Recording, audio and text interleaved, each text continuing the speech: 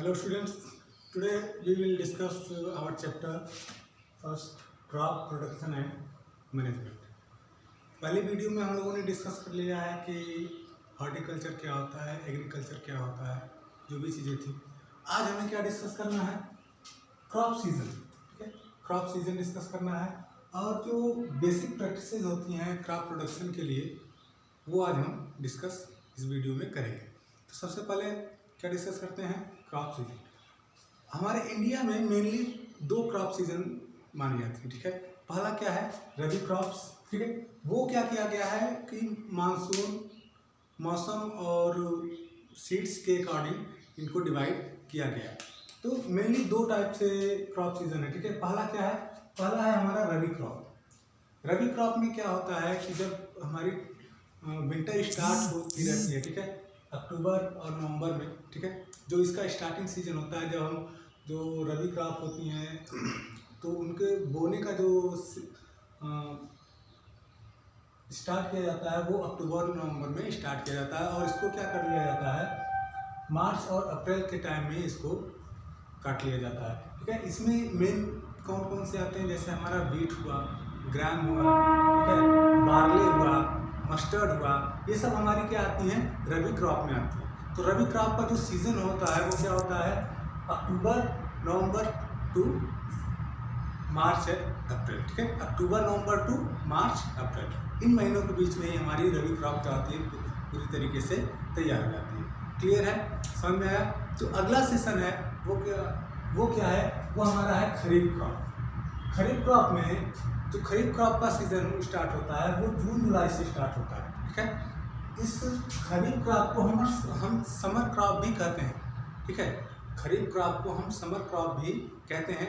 ठीक है, जो इसका टाइम पीरियड स्टार्ट होता है वो होता है जून जुलाई से स्टार्ट होता है और इन कहाँ पे होता है, सितंबर अक्टूबर में ये पूरी तरीके से तैयार हो जाती है। इसमें कौन कौन सी फसलें आती हैं, इसमें पैडी यानी कि जो धान की फसल होती है वो, मेज, ठीक है, और फिर ग्राउंड नट और भी तमाम तरीके की जो भी, जैसे कॉटन प्लांट्स हुआ, ये सब, ज्वार हुआ, पल्सेस हुए, ये सब क्या आती हैं, हमारी खरीफ की फसलों में आती हैं।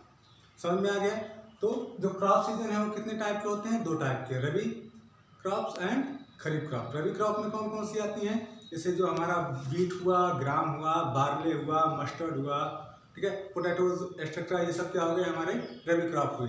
अगर हम खरीफ क्रॉप की बात करेंगे, उनका एग्जांपल चाहिए तो पैडी हुआ, मेज हुआ, ज्वार हुआ, पल्सेस हुए, कॉटन हुए, ये सब हमारे किस में आते हैं, ये सब खरीफ क्रॉप में आते हैं। अब हम बात करेंगे किसकी, जो बेसिक प्रैक्टिसेस हैं, ठीक है, क्रॉप प्रोडक्शन के लिए। ठीक है, उस तरह तो बहुत सारी प्रैक्टिसेस, हम बहुत सारी तैयारियां करनी पड़ती हैं। ठीक है, मगर यहाँ पे जो मेन इम्पॉर्टेंट हैं वो हम डिस्कस करेंगे। ठीक है, तो सबसे पहले अगर आपको कोई चीज़ उगानी है, ठीक है, आपको कोई भी फसल उगानी है, तो सबसे पहला आप क्या करोगे, सबसे पहला काम आपको ये करना रहेगा कि आप जाके जो भी हमारी लैंड है, ठीक है, जो भी सॉइल है, आप उसका लोकेशन ट्रेस करोगे कि उसको एब्जॉर्व करोगे, कैसी हमारी सॉइल है, फर्टाइल है, अनफर्टाइल है। ठीक है, वहाँ पे अच्छी तरीके से धूप हमारी पहुँच रही है, नहीं पहुँच रही है। ठीक है, वहाँ पे पानी की व्यवस्था हो सकती है कि नहीं हो सकती। ठीक है, तो सबसे पहला काम हमें क्या करना रहता है, सिलेक्शन ऑफ सॉइल। हम क्या करेंगे, सबसे पहला काम करते हैं सिलेक्शन ऑफ सॉइल, क्योंकि अगर हमारी सॉइल अच्छी नहीं हुई तो जो हमारी क्रॉप की ग्रोथ होगी वो हेल्दी नहीं होगी। ठीक है, उसको प्रॉपर एयर मिलती रहे, सनलाइट मिलती रहे, ये सब सारी चीज़ें हम चेक करेंगे। ठीक है, अगला जो पॉइंट रहेगा वो क्या रहेगा, प्रिपरेशन ऑफ सॉइल। ठीक है, अब अगला जो स्टेप हम लेंगे वो क्या लेंगे, प्रिपरेशन ऑफ सॉइल का लेंगे। इसमें क्या किया जाता है, जैसे प्लाविंग हुआ, ठीक है, लेवलिंग हुआ, मैन्योरिंग हुआ, ये सब से प्रिपरेशन ऑफ सॉइल में आता है। प्लाविंग क्या होता है, जैसे खेतों में आप लोगों ने देखा होगा कि खेतों में ट्रैक्टर से उसको पहले क्या करते हैं, हल चला के उसको तैयार करते हैं कि वो सीड को सोन करने के लिए रेडी हो जाए। ठीक है, उसके बाद उसकी लेवलिंग किया जाता है कि वो एक बराबर रहे। अगर ऊपर नीचे रहेगा तो हमें इरिगेशन करने में फिर प्रॉब्लम होगी। ठीक है, अगला काम क्या करते हैं, मैन्यूर करना, मतलब उसमें जो खाद वगैरह होती है, कंपोस्ट वगैरह होती हैं, वो उनको क्या किया जाता है, उसमें मिक्स करके एक साथ फिर एक बार हार्वेस्ट किया जाता है। क्लियर है। कोई दिक्कत। तो 2 स्टेप हमारे हो गए। पहला स्टेप क्या था, सिलेक्शन ऑफ सॉइल, और दूसरा क्या था, प्रिपरेशन ऑफ सॉइल। ठीक है, प्रिपरेशन ऑफ सॉइल में क्या था, प्लॉगिंग था, लेवलिंग था और मैन्यूरिंग था। अगला क्या काम है, selection of seed. Most important क्या है कि हमें कौन सी क्रॉप उगानी है, कौन सी फसल हमें उगानी है। ठीक है, उसके बाद क्या करते हैं हम, सीड को सिलेक्ट करने के बाद हमने जो सॉइल तैयार की, जो हमने लैंड प्रिपेयर करी हुई है उस फसल को उगाने के लिए, उसमें क्या करेंगे। देखिए होता क्या है कि एक ट्रेडिशनल मेथड होता है फसल को बोने का, एक मॉडर्न मेथड।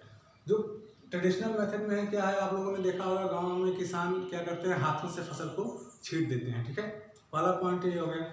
दूसरा पॉइंट, जो मॉडर्न मेथड है उसमें क्या करते हैं कि सीड ड्रिल आती है। ठीक है, जो बड़े बड़े जो फार्मर्स हैं वो क्या करते हैं, सीड ड्रिल का यूज करते हैं, और वो क्या करते हैं कि उस मशीन के द्वारा सीड को बोते हैं।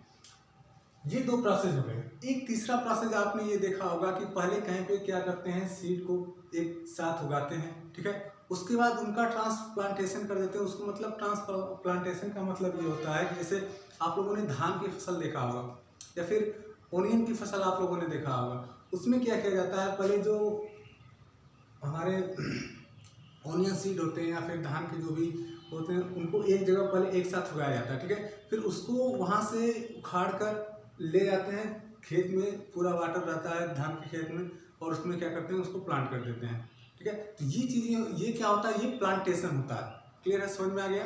तो सिलेक्शन ऑफ सीड में हम लोगों ने 3 चीज़ें पढ़ा। क्या है, स्कैटरिंग, जो सीड्स की स्कैटरिंग होती है। ठीक है, 3 टाइप से होती है, एक स्कैटरिंग बाई हैंड, एक स्कैटरिंग बाई सीड ड्रिल्स, और जो तीसरा है वो क्या है, ट्रांसप्लांटेशन। ट्रांसप्लांटेशन मतलब कि पौधे को एक जगह से उखाड़ के दूसरी जगह पे लगा देना। क्लियर है। उसके बाद अगला जो मेथड है वो क्या है, इरिगेशन का। मस्ट इम्पॉर्टेंट है। विदाउट इरिगेशन हम क्रॉप हमारी अच्छी तैयार हो ही नहीं सकती। ठीक है, अगर आपको पानी पीने के लिए न दिया जाए, ठीक है, तो आप क्या करोगे, आप धीरे धीरे सूखने लगोगे, है कि नहीं। आदमी क्या होगा, इसी जैसे क्या है कि अगर हमारी फसल तैयार हो रही है और हम उसमें पानी न दें तो धीरे धीरे क्या होगी, सूखने लगेगी और फिर एकदम क्या हो जाएगी, खत्म हो जाएगी, बर्बाद हो जाएगी। तो इरिगेशन के भी 2 मेथड होते हैं। ठीक है, कौन कौन से, एक तो ट्रेडिशनल मेथड, दूसरा क्या हो गया, एडवांस मेथड या फिर मॉडर्न मेथड। जो ट्रेडिशनल मेथड में जैसे हम लोग यूज करते हैं, जैसे ट्यूबवेल से, ठीक है, या फिर जो नहरें हमारी जाती हैं, कुएँ हैं, ठीक है, नदियाँ हैं, इनसे जो भी इरिगेशन किया जाता है वो सब किस में आता है, ये ट्रेडिशनल मेथड में आते हैं। जैसे रहट यूज करना, ठीक है, मोट यूज करना, ढेकली यूज करना, ये सब क्या आते हैं, ये सब ट्रेडिशनल मेथड है। बहुत ज़्यादा टाइम लेते हैं। अगर आपको एक बड़े स्क्वायर फीट में लैंड को इरिगेट करना है तो वहाँ पे ये सब बहुत ज़्यादा टाइम लेंगे। ठीक है, उसके बाद हमारा आता है मॉडर्न मेथड। मॉडर्न मेथड में क्या होता है, जैसे हमारा स्प्रिंकलर सिस्टम हो गया, ड्रिप सिस्टम हो गया, ठीक है, लिफ्ट इरिगेशन हो गया, ये सब हमारे क्या आते हैं, ये मॉडर्न मेथड में। इसमें एक बड़े एरिया में बहुत कम टाइम में इरिगेशन हम कर सकते हैं। उसके बाद अगला क्या करते हैं, application of fertiliser and manure.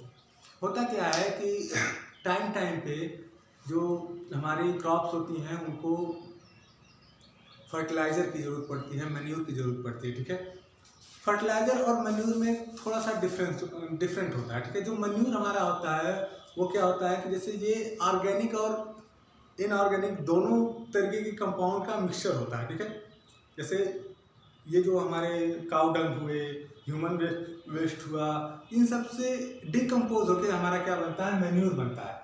But जो हमारा फर्टिलाइज़र होता है वो क्या होता है, वो हमेशा फैक्ट्रीज में बनाया जाता है, केमिकल प्रोसेस में बनाया जाता है, और वो क्या होते हैं, इनऑर्गेनिक सब्सटेंस होते हैं। ठीक है, इसमें ये अलग अलग टाइप की स्वास्थ्य के लिए स्पेशल न्यूट्रिएंट्स का काम करते हैं। ठीक है, स्पेशल काम के लिए ही इनका यूज हुआ जाता है कि जैसे अगर कोई फर्टिलाइजर हम यूज़ कर रहे हैं तो वो किसी स्पेशल चीज़ के लिए ही यूज करते हैं। ठीक है, बट मैन्यूर जो होता है वो ज़्यादा चीज़ें एक साथ प्रोवाइड करता है। ठीक है, ज़्यादा न्यूट्रिएंट्स एक बार में प्रोवाइड कर देता है। ठीक है, तो ये डिफरेंट होता है। तो टाइम टाइम पे जो हमारी सॉइल होती है उसको, जो हमारी क्रॉप होती है उसको फर्टिलाइजर की और मैन्यूर की जरूरत पड़ती है। इससे हम क्या करते हैं, इनका यूज करके हम अपना प्रोडक्शन क्या करते हैं, बढ़ाते हैं। क्लियर है, बात समझ में आ गई। अब ये सब करने के बाद पेस्टिसाइड्स का भी यूज करते हैं, जैसे जो कीड़े मकोड़े लग जाते हैं कभी कभी, या फिर बहुत सारी घासें हमारी फसल में जो एक्स्ट्रा हैं जिनकी हमें ज़रूरत नहीं है। अगर हमारे मान लीजिए कि हमने ये फसल उगा दी, अब यहाँ पे हमारी जो लैंड है, लैंड के जो भी न्यूट्रिशंस हैं वो इसके लिए सफिशिएंट हैं, बट क्या हुआ कि इसमें छोटे छोटे पौधे भी आ गए, ठीक है, तो इनकी जगह पे ये न्यूट्रिएंट्स लेने लगे, या फिर छोटे छोटे कीड़े लग गए, तो कीड़े मकोड़े क्या करेंगे, ये इस फसल को खा के बर्बाद करने लगते हैं। तो इनसे बचाने के लिए हम क्या करते हैं, पेस्टिसाइड का यूज करते हैं, ठीक है। जबकि थोड़ा बहुत क्या बहुत ज़्यादा नुकसान इसका सॉइल में पड़ता है। जो पेस्टिसाइड हम लोग यूज करते हैं, पेस्टिसाइड एक टाइप का जहर होता है, ठीक है, जो भी कीड़े मकोड़े होते हैं वो क्या करते हैं, उनको खा के मर जाते हैं। बट उनसे बचाने के लिए मॉडर्न एग्रीकल्चर में इसका बहुत एडवांस लेवल पे यूज होने लगा है। ऐसा यूज नहीं करना चाहिए। ये हमारी सॉइल को क्या करते हैं, अनफर्टाइल करते हैं। जितना भी फर्टिलाइज़र हम यूज करते हैं, पेस्टिसाइड्स यूज करते हैं, ये हमारी सॉइल को ही नुकसान पहुंचाते हैं, उनकी फर्टिलिटी को कम कर देते हैं। फर्टिलिटी का मतलब कि वो उनकी प्रोडक्शन पावर क्या हो जाती है, कम हो जाती है। बट जो कीड़े मकोड़े होते हैं, इंसेक्ट्स होते हैं, ठीक है, या फिर जैसे बर्ड्स हुए, रैट्स हो गए, ठीक है, इन सब से बचाने के लिए हम लोग क्या यूज करते हैं, पेस्टिसाइड्स का यूज करते हैं, ठीक है। चलो अब इसके बाद क्या आता है, जो लास्ट वाला पॉइंट आता है वो हमारा क्या आता है, हार्वेस्टिंग एंड थ्रेशिंग। अब हमारी फसल जो क्या थी, मतलब कि अगर मान लीजिए कि अगर मैंने अक्टूबर नवंबर में कोई फसल उगाने स्टार्ट किया है, तो वो जाके मार्च अप्रैल में वो लास्ट टाइम में मतलब एकदम पूरी तरीके से तैयार हो गई रहेगी। और हम उसको क्या करते हैं, तो उसकी हार्वेस्टिंग करवाई जाती है, ठीक है, उसको काटा जाता है, तमाम तरीके के इंस्ट्रूमेंट लगते हैं, ठीक है, जैसे आप लोगों ने गाँव में देखा होगा, हंसिया लगता है, या फिर अगर हाथों से काट रहे हैं तो हंसिया लगता है, या फिर ट्रैक्टर से कटवाते हैं लोग, या फिर हार्वेस्टर लगता है, ठीक है।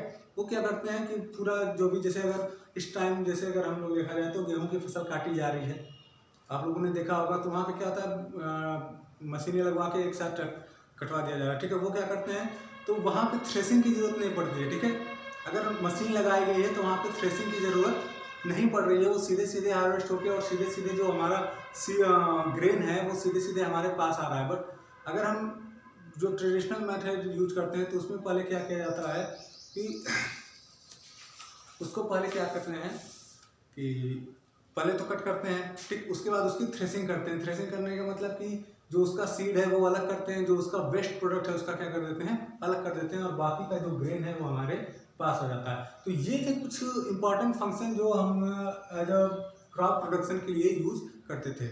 आज की वीडियो में इतना ही। आगे वाली वीडियो में जो भी चीज़ें बच रही हैं, ठीक है, जैसे जो फूड्स हमारे एनुअल सोर्सेज से आते हैं उनके बारे में हम डिस्कस करेंगे। Thank you.